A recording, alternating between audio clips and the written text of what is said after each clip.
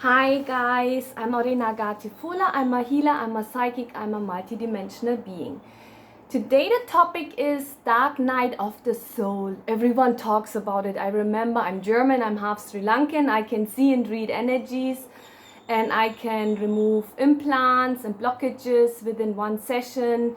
I work in the body, mind and soul, childhood, ancestral lineage, past life and other galaxies and dimension.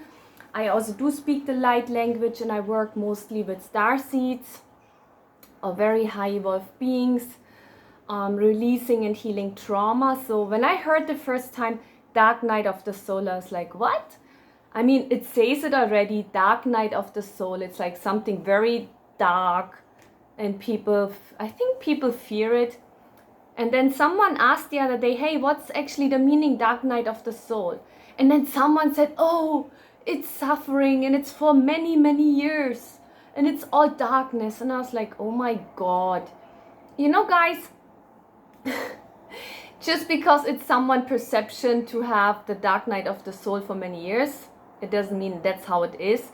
Dark Night of the Soul, it's like your soul is purging. Your soul is going through a dark state, but in the light is darkness, and in the darkness there is light. And sometimes there's more light in the darkness than the light itself. Always remember that.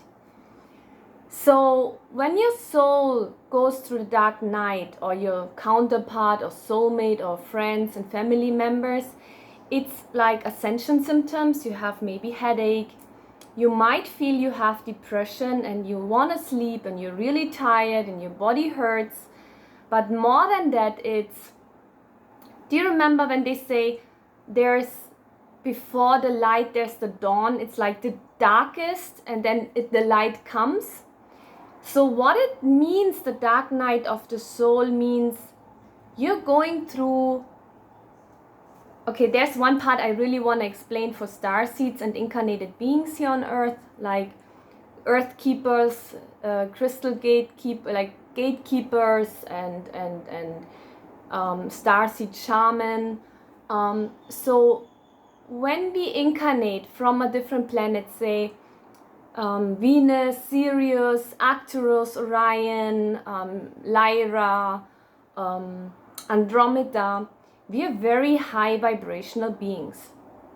And then when we decide to come to earth, we have to get rid of those high frequent soul parts, which is either a talent, an ability, a gift, which is a part of us. So the more we come closer to the atmosphere of earth, we're releasing more high frequent soul parts, because earth has a lower dense vibration. Like the frequency in hertz is like, I think 7.83, or it's like around 8 or 9, 7, 8, 9. And right now Schumann frequencies are hitting 50, 40, which is really high compared to the earth frequency. So when we incarnate, our soul incarnates, and it incarnates through the orgasm of two people having an intercourse, having a relationship, energy, like sexual relationship, because sometimes it's love, sometimes it's not. The orgasm creates a light bridge to other places, dimensions, and that's how the soul can incarnate into the womb of the mother. So, and many times you can also feel and see the soul already being with the mother, because the soul is selecting the parents and is deciding where they want to incarnate, in which body. So then the soul is releasing those high frequent energies and coming into a dense physical body. You know, a human body is quite dense. It's not that high frequent, but the soul can incarnate it, because the high frequent soul energy frequencies, they are somewhere here in the ether, okay? I just let it say like that.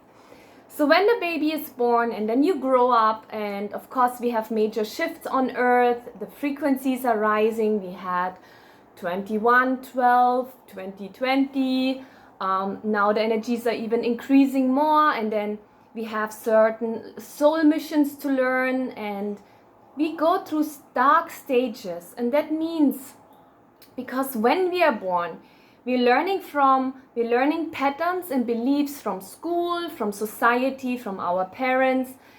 There's one story, okay? I think Flora Sage, she's actually mentoring me right now for the next 5 months.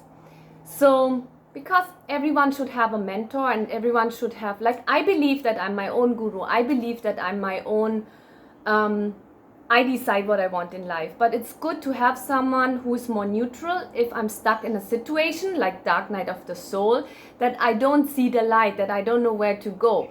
Yes, I can trust my heart, but it's good to have someone to reach out who's neutral and who can say, Agatha, if you do this, this is where you're heading to. You can do this, and this is the place where you want to go to. So it's good to have a mentor, but it's also good to trust yourself. So when you're born, you have certain beliefs, like let's say they had Thanksgiving, and then the family met, and then they said, oh, we have to cut the edges of the piece of meat, and that tastes better. So when they said, okay, why do we do that? Who did that? So then they went back to the grandmother, and then the grandmother said, oh, she did that because the pan was too small, so she had to cut the edges so she can put it into the small pan, right? So that's the story, but people thought, oh, they have to cut the edges so the meat tastes better. So we have certain beliefs, and it doesn't mean it used to be good for them, but it doesn't mean it's good for us anymore, because the time is changing. So when we have those beliefs, we need to make space for our own frequent soul parts, because the energy of Earth is rising, and then they can be integrated, they can become one with us, but we have to let go of something we learned, which we thought is us. So that belief we thought, or that energy we are releasing, it's like a little death.